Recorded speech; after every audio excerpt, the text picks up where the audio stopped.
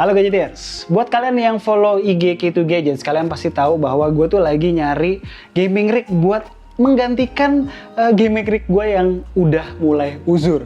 Nah, gue kan sempat nanya ya beberapa kali di Instagram, minta suggestions, apa aja yang mesti gue upgrade. Intinya masukan dari kalian adalah yang pertama upgrade CPU, upgrade GPU. Terus ada satu lagi yang menarik perhatian gue, dibilang adalah gini, Bang, handphone abang kan udah 120 Hz ya, tapi kenapa monitor masih 60 Hz? Bener juga ya gue pikir ya. Ya udah, sambil gue nunggu gaming rig gue yang baru dateng, nah nih gue mau kasih tahu monitor gaming pilihan gue, MSI Optix MAG274R. Ini monitor 144 Hz by the way.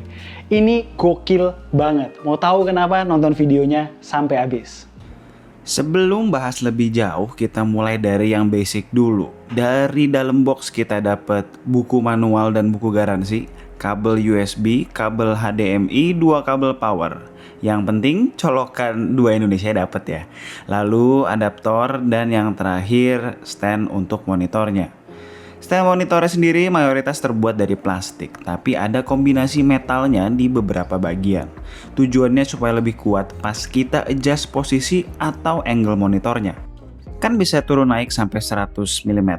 Angle tilt maupun swivelnya bisa diatur, sampai dengan monitornya bisa dirotasi jadi vertikal 90 derajat. Intinya sih fleksibel banget dan bisa disesuaikan dengan kebutuhan. Untuk mengejasnya dari pengalaman gue cukup mudah, masih bisa pakai satu tangan kalau angle-nya nggak terlalu ekstrim. Cuma harusnya ada locknya, jadi kalau kesenggol orang lewat misalnya posisinya nggak berubah. Ini sih karena posisi monitor gue di ujung meja ya. Overall desain monitornya sendiri kalau dari depan standar aja, tapi justru bagian belakangnya lah yang lebih berkarakter, terutama dengan lighting RGB yang bisa kita customize demikian rupa melalui fitur MSI Mystic Light di aplikasi MSI Gaming OSD 2.0. Mantep nih, jadinya gue nggak perlu beli LED light dedicated untuk ngasih aksen di belakang monitor. Ngomongin bagian belakang monitor, portnya banyak, satu DisplayPort 1,2A, 2 port HDMI 2.0, satu port USB-C yang nggak bisa dipakai transfer data, bisanya buat ngecas maksimal 15 watt dan video output. Lanjut ada headphone jack, 1 slot USB 2.0 Type B, 2 slot USB 2.0 Type A, dan yang terakhir jack DC. Jangan lupa di paling kanan itu ada satu Kensington lock. Sedangkan di paling kiri ada 5-way joystick navigator buat mengkontrol menu dari sistemnya. Tapi sebenarnya kita nggak perlu repot-repot pakai joystick ini, soalnya kebanyakan parameternya dan bahkan yang lebih komprehensif sekalipun tersedia dan bisa kita kontrol di aplikasi MSI Gaming OSD 2.0. Lebih mudah aja jadinya. Yang paling gue suka kemampuan untuk mengcustomize gaming profile dari monitornya, supaya sesuai dengan game yang kita mau mainin. Sekarang saatnya kita bahas spek monitor MSI Optix MAG274R ini. Yang pertama, size layarnya tuh 27 inch, lega. Bezelnya selain di bagian bawah, balance semua dan tergolong tipis lah. Untuk resolusinya 1920x1080 dan memiliki brightness maksimal 300 nits. Soal resolusi 1080p, gue sih nggak terlalu masalah ya, karena ditandem dengan refresh rate 144 Hz.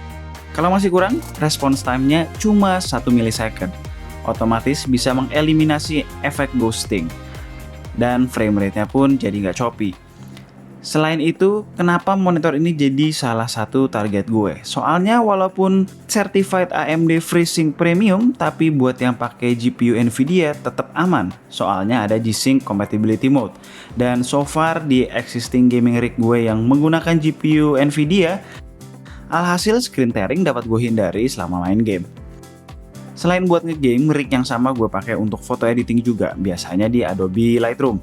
Dan untuk urusan yang satu ini secara spek, MSI Optix MAG274R udah mumpuni juga, karena mendukung color space 132% untuk sRGB dan 95% untuk DCI-P3. Soal kalibrasi warna panel IPS yang digunakan, out of the box udah sesuai dengan selera gue. Vibrant. Gak lupa viewing angle juga luas, 178 derajat. Color shift-nya pun gak banyak, ditambah finishing layarnya matte jadi bisa meredam pantulan cahaya dengan baik. Terus kontras rasio pun tinggi, 1000:1. Balik lagi ke fitur gaming, monitor MSI Optix MAG274R punya fitur Night Vision. Intinya buat nerangin area-area yang gelap, jadi musuh yang ngumpet bisa kelihatan tuh. Berguna ya, tapi ya sebenarnya nggak terlalu spesial juga. Soalnya fitur serupa sebenarnya udah ada di berbagai monitor atau display lainnya.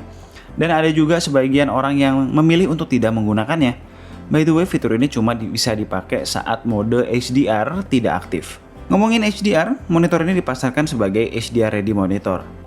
Tapi sepertinya ini bukan true HDR karena tidak mendukung local dimming. Perlu dicatat, monitor ini tetap bisa memproses sinyal HDR10. Oke, kita sekarang lagi main Horizon Zero Dawn. Ini di game ini tuh ada HDR rendering. Ini udah on karena memang monitor ini juga udah HDR10 ready. Tapi gue suka banget look dari monitor ini, secara warnanya tuh bagus ya. Untuk sharpness dari gambar juga. Ini sih panelnya high quality banget ya menurut gue ya. Dan untuk harga 5 juta kurang lebih tuh kualitas panelnya menurut gue udah cukup bagus gitu. Oke, sekarang kita main CSGO ya. Nah, di game kompetitif kayak gini tuh yang penting dari sebuah monitor tuh ada dua.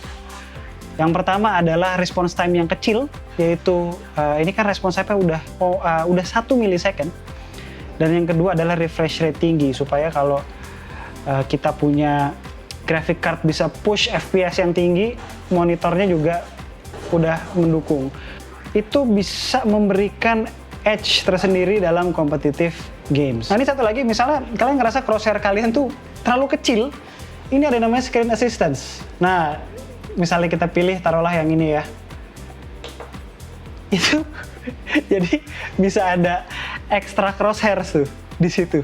Ini jadi lebih enak ya buat aiming dengan crosshair kayak begini tuh asli. Karena jelas banget, apalagi buat gue yang mainnya rada jauh dan kayaknya mata gue juga udah nggak sebagus gue dulu. Jadi punya crosshair yang gede banget di tengah begini really helpful ya.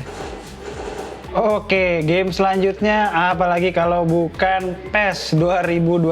By the way, gue anaknya PES banget, bukan anak FIFA gue. Kalau si Kumar tuh anak FIFA.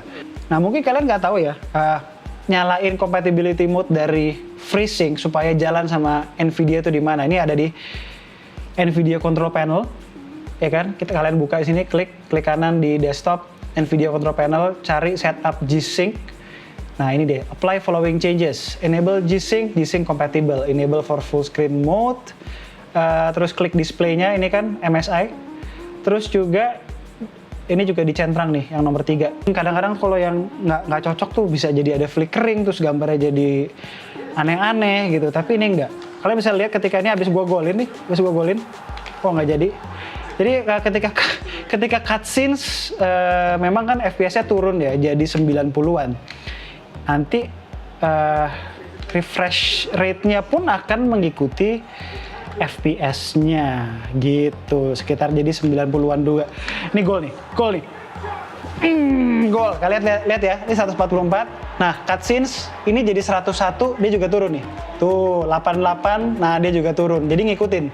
Supaya ya itu tadi, nggak jadi screen tearing, nggak ada ghosting, segala macam. Oke, jadi itu adalah MSI Optix MAG274R. Harganya tuh di marketplace online sekitar 5 juta kurang lebih. Untuk harga segitu, kelebihan yang ditawarkan tuh asli banyak banget. Mulai dari integrated USB hub, lalu software gaming OSD 2.0 yang komprehensif, kualitas panelnya bagus, dan yang paling penting experience gaming yang diberikan di atas rata-rata. Gak banyak loh monitor yang menawarkan fitur selengkap ini di rentang harga yang sama. Kalau mau dicari-cari banget kekurangannya, mungkin apa ya? Ya true HDR support tadi, ini kan belum support. Tapi mesti kita ingat lagi harganya.